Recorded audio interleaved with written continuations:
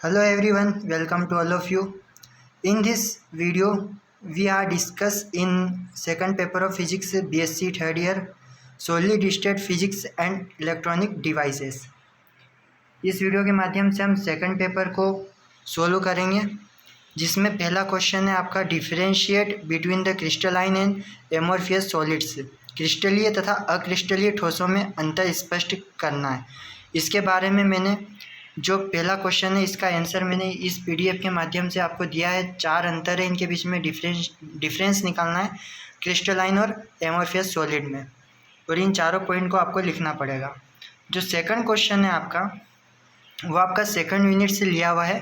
What do you mean by magnetic domain and explain ferromagnetism on the basis of magnetic domain theory.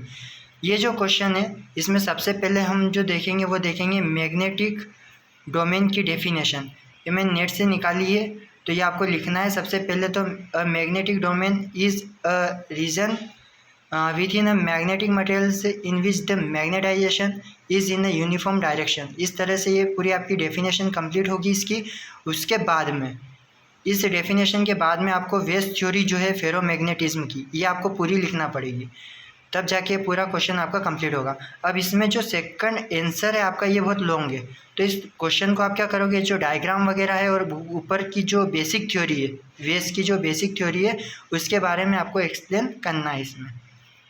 और इसी के साथ में ये जो डायग्राम वगैरह इसको थोड़ा सा एक्सप्लेन कर देना बस, और इस क्वेश्चन का एंड हो जाएगा। जो थर्ड क्वेश्चन है आपका, एन और पी टाइप को पहले तो एक्सप्लेन करना है, क्या होते हैं एन और पी टाइप। जो एक्सट्रिंसिक सेमीकंडक्टर के टाइप होते हैं एन टाइप और पी टाइप सेमीकंडक्टर, उनके बारे में समझाना है।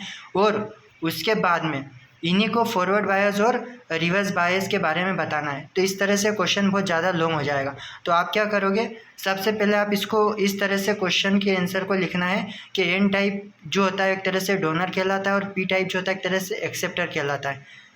ठीक है, तो यहाँ पे क्या हो रहा है, ये जो इनकी इम्प्योरिटी वगैरह होती है टोटल, इसके बारे में टोटल यहाँ पे हम क्या करेंगे, एन टाइप सेमीकंडक्टर के बारे में थोड़ा सा एक्सप्लेनेशन दे देना, और ये जो डायग्राम है ये बना देना। इसी तरह से इसके बाद में ये जो ज़्यादा एक्स्ट्रा मटेरियल है पूरा छोड़ देना है। उसके बाद में आता है आपका पी टाइप सेमीकंडक्टर, जिसको हम एक्सेप्टर भी कहते हैं। इसके बारे में आप क्या करोगे, थोड़ा सा इसको लिख देना, और इसका ये जो डायग्राम है इसको आपको बनाना है। क्योंकि पी टाइप सेमीकंडक्टर को एक्सेप्टर इसलिए कहा जाता है क्योंकि यहाँ पे जो इलेक्ट्रॉन की जो वैलेंस यहाँ पे 3 इलेक्ट्रॉन बचे हुए हैं, मतलब रिमेन यहाँ पे होना 4 चाहिए था। सेमीकंडक्टर का रूल है कि इलेक्ट्रॉन की जो संख्या होनी चाहिए वो होनी चाहिए 4, लेकिन यहाँ पे हमारे पास 3 है, तो हमको एक यहाँ पे उधार इलेक्ट्रॉन चाहिए होगा, इसलिए इसको हम एक्सेप्टर बोलते हैं। और इसी तरह से डोनर एन टाइप को इसलिए कहा जाता है क्योंकि वहाँ पे हमारे पास में पेंटावेलेंट इलेक्ट्रॉन बचता है, और पेंटावेलेंट बचता है मतलब कि एक एक्स्ट्रा इलेक्ट्रॉन है, जबकि हमको 4 चाहिए होते हैं। तो इसलिए वहाँ पे यहाँ पे जैसे इंडिया में एक एग्जांपल है, यहाँ पे 3 बीच में दे के रखा है, इसी तरह से वहाँ पे 5 दे के रखा होगा। तो इसमें सबसे पहले एन और पी टाइप के थोड़ी सी डेफिनेशन लिखना है। उसके बाद में जो ऊपर के दोनों डायग्राम है इनको बना देना है। बाकी का जो भी मटेरियल है वो पूरा का पूरा छोड़ देना, क्योंकि इसी के बाद में जो आपको करंट फ्लो करना पड़ेगा, इसके अंदर flow current forward bias and reverse bias में, ये भी क्वेश्चन के अंदर पूछा गया है। तो mechanism of current flow throat a PN junction, सबसे पहले फॉरवर्ड बायस की बात करेंगे, फिर रिवर्स बायस की। तो ये फॉरवर्ड बायस का आपको पूरी थ्योरी लिखना है और साथ में डायग्राम बनाना है। और इसी तरह से आपको ये जो फॉरवर्ड बायस के बाद में एक ये रिवर्स बायस है, रिवर्स बायस का भी पूरा डायग्राम और थ्योरी आपको लिखना है। तो ये जब जाके क्वेश्चन पूरा कंप्लीट होगा। तो थर्ड क्वेश्चन जो है थोड़ा सा आपको लगेगा लॉन्ग है, लेकिन इसमें पूछा गया है कि एन और पी टाइप को समझाना, एक्सप्लेनेशन उनका दोनों का करना है, और साथ में फॉरवर्ड और रिवर्स बायस के बारे में भी बताना है। इसलिए अपने को इतना तो कम से कम लिखना पड़ेगा इसमें। जो 4th नंबर का क्वेश्चन है वो छोटा क्वेश्चन है, स्मॉल क्वेश्चन है। Single stage common ammeter amplifier, इसके अंदर अपने को लिखना है, जिसको हमने सी एम्पलीफायर कहा है। तो इसके बारे में दोनों डायग्राम बना देना एम्पलीफायर के, पीएनपी ट्रांजिस्टर और एनपीएन ट्रांजिस्टर, इसकी थ्योरी लिख देना। और इस तरह से क्वेश्चन यहाँ तक का है, जो आपका 1.5 या 2 पेज में ज़्यादा से ज़्यादा जाएगा और कंप्लीट हो जाएगा। लास्ट क्वेश्चन है आपका modelling of quantum size effect.